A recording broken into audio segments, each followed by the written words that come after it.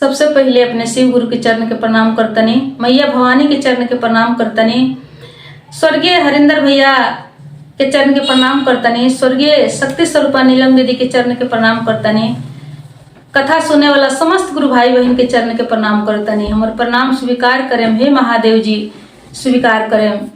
आए गुरु भाई बहन, अभी कुंभ स्नान चल रहा बा। कुंभ के स्नान के बहुत ही महत्वपूर्ण मानल जाला, काहे कि कुंभ जहाँ बा प्रयागराज, वहाँ गंगा जमुना सरस्वती तीनों गंगा महारानी लोग के संगम भइल बा। वो जगह बहुत ही पावन और पवित्र जगह बा।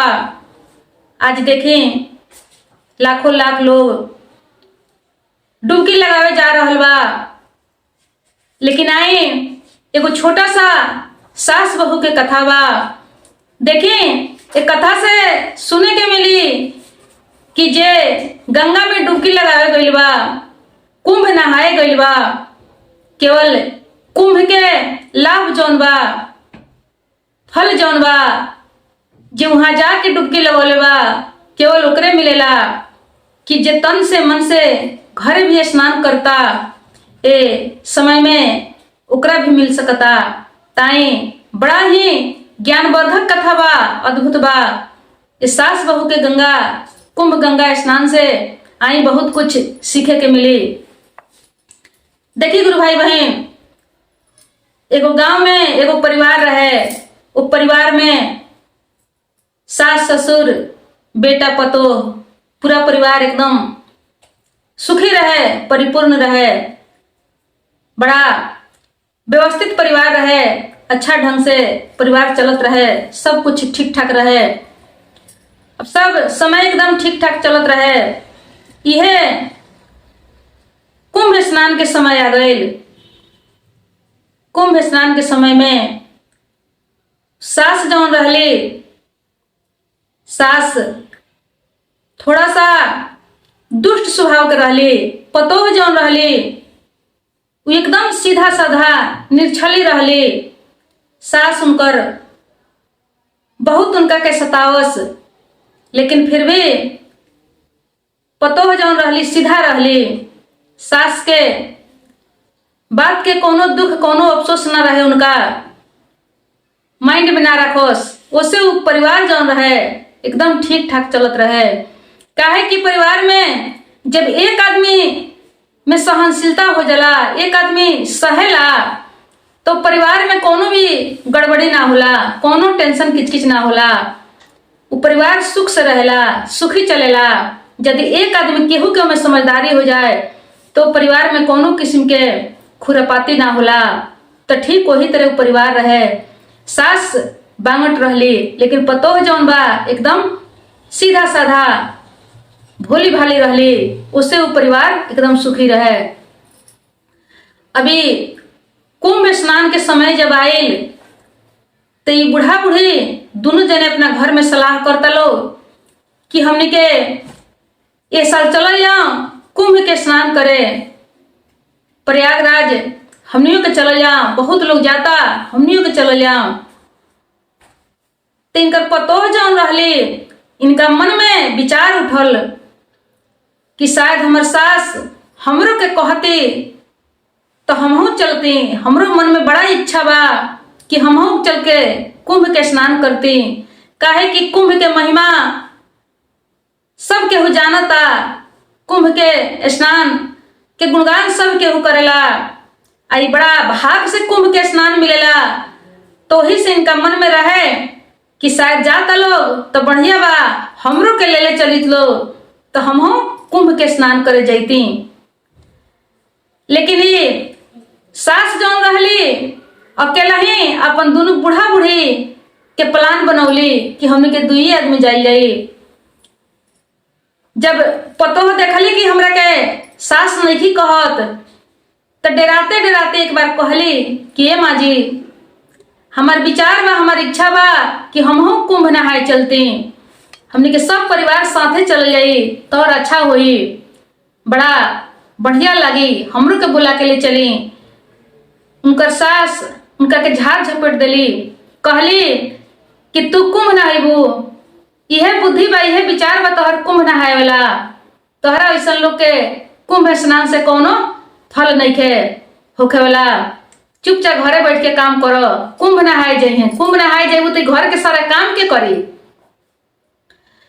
अब दोबारा पतोह जौन बा उ जिक्र ना कैली, ये बात के ना रखली, चुप लगा लेली, अपना मन में अफसोस करे लगली कि काश हमहू वो लायक के रहती, शायद वो लायक हम नहीं थी, वही से हमर सास हमरा के लेके कुंभ नहाए नहीं की जात, कोनो बात नहीं खे, हम जहिया वो लायक बने तहिया हो सकता हमर सास जरूर ले जइहन। अब देखी ये दोनों बूढ़ा बूढ़ी पूरा मोटरी गेठरी अपन सरियोलक लो, सरिया के कुंभ स्नान करे चल देलक लो। कुंभ स्नान करे गई लो तो जब कुंभ स्नान करत रहे लो तो इनकर सास जौन रही बूढ़ी, उनकर बक्सा के चाबी घरे छूट गई रहे। जब घरे छूट गई रहे, जैसे डुबकी लगाओ कि टिकाओ तरी, तैसे इनका मन में ख्याल आ गई कि लो चाबी तो हम घर ही छोड़ दिले बानी, अब ना जाने हमर पतो चाबी उठा के हमर तिजोरी बक्सा खोल के हमर जौन कुछ भी रुपया पैसा गहना गुड़िया बा अब तो देखा तनी कि सब झाड़ ली, सब निकाल ली हमर पतो। ये तो बड़ा हड़बड़ी में हमरा समझे में ना आइल, चाबी हमर छूट गई घरे। अब देखी अब डुबकी लगाओ के समय में उनकर मन जौन बा चल गई उनका घरे चाबी के ऊपर, चाबी जौन रखले रहली वही जब पहुंच गई। अब दौड़ दौड़ के डुबकी तो लगावस, लेकिन दौड़ दौड़ के उनकर मन जौन बा जाके वो चाबी पर अटक जाए। दौड़ दौड़ के मन में उनका यह ख्याल आवे कि तो बड़ा गड़बड़ भइल, देखो तनी कि हमर पतो चाबी उठाई आ सारा चीज हमर उठा के आ सब चीज के उ समेट ली, सब चुरा ली। ये तो बड़ा टेंशन हो गई हमरा, अब हम कैसे घरे पहुंचे, कितना जल्दी हम पहुंचे तला देखो तनी कि एको गो सामान बचे वाला नहीं थे। अब जब डुबकी लगावस तब इनकर मन बा से जाके वहां अटक जाए चाबी पर। आई यहाँ इनकर पतोह जौन रहली उ सोचली, कहली कि हमरा भाग में तो गंगा मैया के स्नान नहीं खे लिखल, कुंभ स्नान नहीं खे लिखल, लेकिन कहेला लोग कि घरहू यदि मन से ध्यान से नहाइला, स्नान कइला, गंगा मैया के सुमिर के गोड़ला के तो गंगा स्नान के फल घरहू मिल जाला। अब वो का कैली कि एगो कठौती में पानी लियली, पानी लिया के भर लेली, पानी लिया के भर के का कैली कि जैसे पूजा कइला वैसे अक्षत चंदन पान फूल अगरबत्ती सब कुछ लियली, कहली कि यही कठौती में गंगा मैया समझ के आ हम जे बा से गंगा मैया के पूजा करके हमहू घर ही मन से स्नान कर लेता, नहीं हो सकता तो कुछ लाभ हो या ना हो, लेकिन गंगा मैया के कम से कम पूजा तो हम कर लेता नहीं। अब देखिए यहाँ वही व्यवस्था करता रही, तब तक उनका सास के एक तो मन जाके अटकल बा चाबी के ऊपर, दूसरे में वो सोना के एगो औंठी पहिरले रहली। अब तीसरका डुबकी जब लगाओ तारी तो उनकर सोना के औंठी जौन रहे वही गंगा जी में जाके गिर गई। जब गंगा जी में जाके गिर गई औंठी तो देखो तारी तो बहुत इनका मन में दुख भइल, टेंशन भइल। वो गंगा स्नान के वो प्रयागराज गैला के कुंभ के इनका कौनो मन में सुकून ना मिलल, संतुष्टि ना आयल, अभी चिंता में पड़ गई। तो एक तो चाबी छूट गई बा घरे आ दोसरका में औंठी गिर गई पानी में। ये तो गंगा स्नान हमारा खातिर बहुत नुकसान पहुंचौलक। अब देखिए एकदम दुख में बाड़ी, गंगा से निकल के जाके घाट पर बैठल बाड़ी, अपना बूढ़ा से विचार करता रही, कहत रही कि कैसे घरे पहुंचल जाई, कुछ तो घरे छूट गई, एगो जौनो औंठी रहा वो जाके गंगा जी में गिर गई। अब तब तक देखी घरे इनकर पतोह जौन बा जब कठौती में गंगा मैया बना के जब स्नान करत, जब पूजा करत रहली, वही में गंगा मैया समझ के सब कुछ चढ़ावत रहली, चढ़ा के वो गंगा के वो कठौती के पानी के उठा अपना माथा पर छिटत रहली। गंगा मैया समझ के कहत रहली कि हे गंगा मैया यदि रउआ गंगा बानी तो देखी हम नहीं जा पावल रउआ धाम पर। रउआ हमर पाप कर्म कुकर्म जौन बा यही जैसे रउआ धो देहेम, हमरो के निर्मल बनाएम, पवित्र बनाएम। हे गंगा मैया, अब कोई वो गंगा कठौती में हाथ लगा गंगा मैया के गोड़ लागत रही, पानी उठा के अपना माथा पर छीटत रही। तब तक देखी उनका सास के औंठी जौन वहां भुलाई रहे, वो औंठी वही कठौती में इनका मिल जाता। जब हाथ में लगौले रहली तो इनका वो जौन औंठी रहे वो औंठी इनका सदेहे यहाँ मिल गई। अब औंठी जब मिल गई तो देखा तरी तो कह तरी कि अरे ये तो औंठी हमरा माँ जी के ह, हमर माँ जी ये औंठी पहिरेली, ये औंठी कैसे छोड़ के गई बड़ी, वो तो पहिरले रहली। शायद लागता कि जाए के बेरा हो सकता ध के गई हुईन तो एक कठड़िया में गिर गई हुई। अब कह तरी कि कठड़िया में कहीं गिर गई हुई, हम पानी लिया के रखले बानी तो वही से में वो मिल गई। अब वो का कैली कि प्रेम से स्नान उस्नान कैली, पूजा पाठ कैली और वो औंठी के ले जाके संभाल के रख देली। जब संभाल के रख देली तब देखी अब वहां से वो बूढ़ा बूढ़ी एकदम हकासल पियासल घरे आवता लोग। काहे खातिर तो चाबी खातिर, चाबी के चिंता रहे कि चाबी पतो उठा ले होई और सब सामानों में से समेट ले होई। वो खतरा वो लोग हकासल पियासल घरे आवता लोग। जब घरे आवता लोग तो घरे जब आई लोग तो इनका सास वो लोग के स्वागत पतो जौन रहली, सास के अपना स्वागत कैली। स्वागत कैला के बाद में पूछली कि का समाचार बा माँ जी, गंगा स्नान कैसे कैसे बीतल हो, सब ठीक ठाक रहल कि ना रहल। तो कहत रही उनकर सास जे कुछ ठीक ना रहल हो। तो कहली कि काहे माँ जी, रुआ तो गंगा स्नान करे गई रही हो, तो रुआ काहे कहत नहीं कि कुछ ठीक ना रहलो। तो कहत रही कि ऐसा ही कहत नहीं कि हमर मन ध्यान जौन बा उ चाबी पर अटक रहलो, औंठी जौन बा उहो हमर भुला गई रहलो।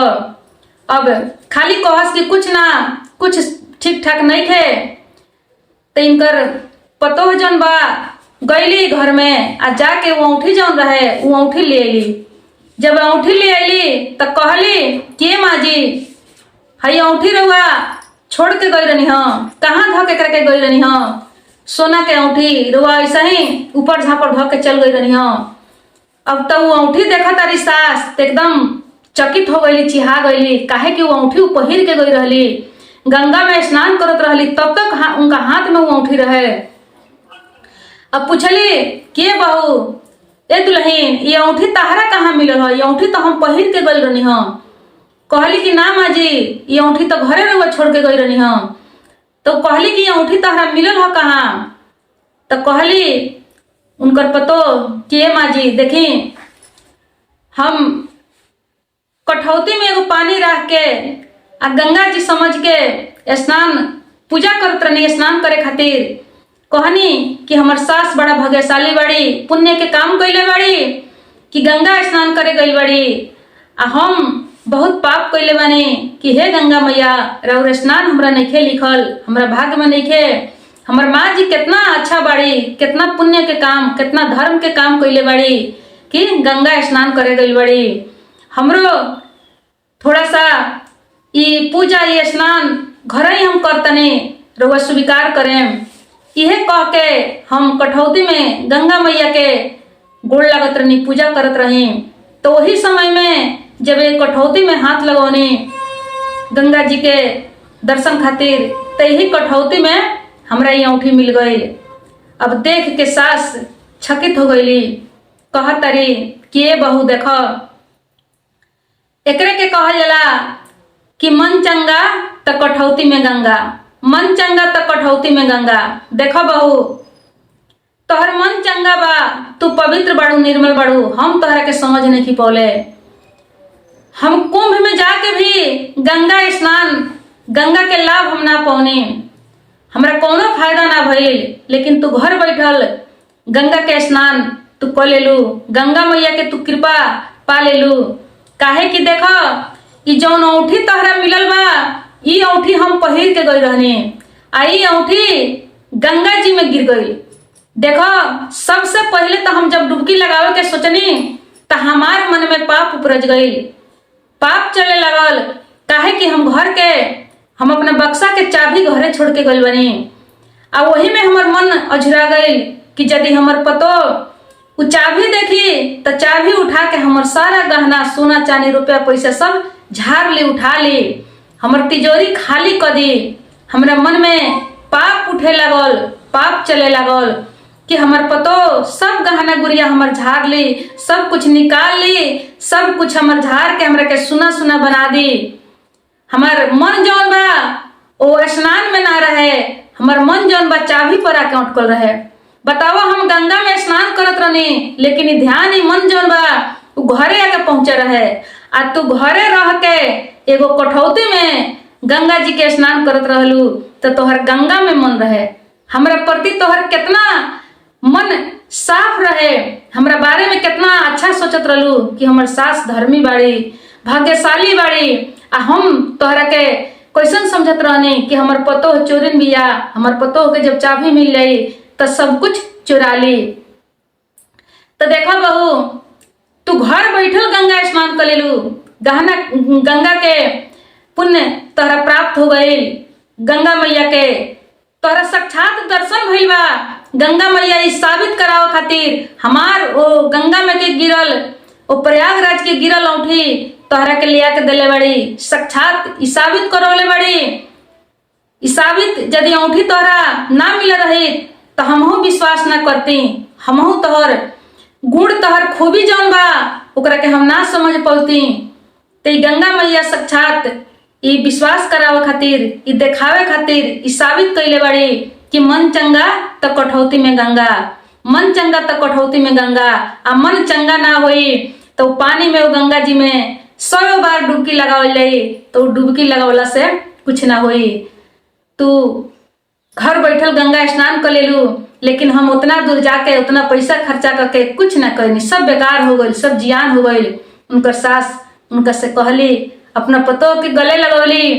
तो देखी गुरु भाई बहन, जब मन चंगा रही तबे जाके गंगा के प्राप्ति हुई। मन चंगा ना हुई तो कौनो कुंभ में, कौनो प्रयागराज, कौनो गंगा जमुना सरस्वती में डुबकी लगावल जाई तो कुछ होखे वाला नहीं थे।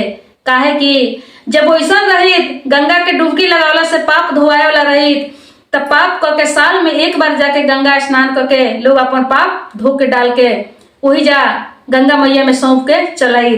लेकिन वैसा बात नहीं थे। काहे कि जब तन ना धोआ, मन ना धोआई तो तन के धोइला से कुछ होखे वाला नहीं थे। तो चली ये मन के निर्मल पवित्र बनाए, प्रयागराज जाए के मौका अवसर मिलल बा तो बहुत अच्छा बा। मन से थोड़ा सा मन के कचरा मैल निकाल के गंगा स्नान करी, मन के शुद्धि करी, पवित्र बनाई। काहे कि गंगा में तो तन धोआ सकता, लेकिन मन धोए खातिर भक्ति के जरूरी बा, ज्ञान के जरूरी बा। ज्ञान के माध्यम से मन धोवाला। आ ज्ञान कहाँ से मिली? कथा सुने के परी, भक्ति में जुड़े के परी, धर्म के राह अपनावे के परी, तब जाके ज्ञान मिली। तो ज्ञान के माध्यम से, ज्ञान के साबुन से ये मन जौन बा धोआ जाई, साफ हो जाई, निर्मल हो जाई। तो घर बैठल गंगा मैया के या चारों धाम के पुण्य जौन बा प्राप्त हो जाई। अब मन साफ ना रही तो चारों ओर घूम के भ्रम के आवले कुछ ना मिली, बस देश विदेश घूमे के देखे के इहे मिली। तो चली आज के इहे रहल सास बहू के कुंभ स्नान के कथा अच्छा लगी तो चैनल के सब्सक्राइब करी, वीडियो के लाइक शेयर कमेंट में हर हर महादेव जरूर लिखी। हर हर महादेव।